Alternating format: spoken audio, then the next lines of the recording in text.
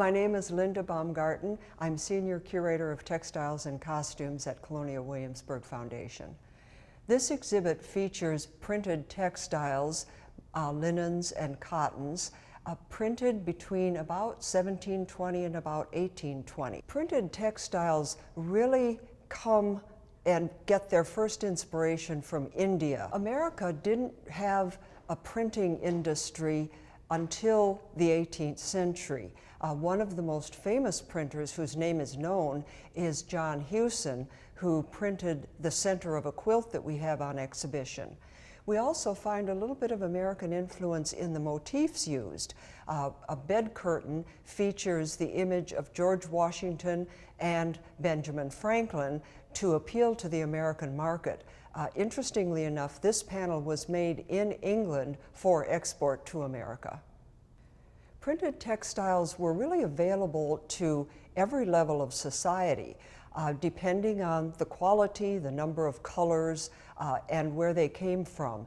The most expensive were the Indian chintzes, hand-painted with mordants, that's color fixatives, and then dyed in multiple colors. There were also more modest prints done in one or two colors, such as a child's dress or frock printed in purple on white. This kind of print would have been available to someone of more modest means. We have wonderful objects in the exhibit. One of my favorites is a bed quilt that has an applique center done in a flowering tree design. The quilter used an English printed example imitating the Indian flowering tree design, and we even have one of the uncut panels. So the combination of those two, the uncut panel to show us what she was beginning with, and the finished quilt, gives us an idea of how a woman with great creativity made her own version of the flowering tree design. We have the hallways papered with designs from a swatch book in our collection.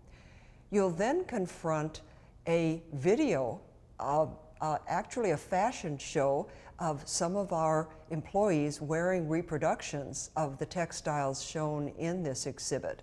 We wanted to be able to show people that these are not static pieces. They were worn by living, breathing human beings. They moved, they flowed around the body. I hope that everyone will turn right and look at the section of the exhibit that talks about how textiles are actually printed. I think it can be fascinating to people to know how much chemistry and technology was involved in the 18th and early 19th centuries.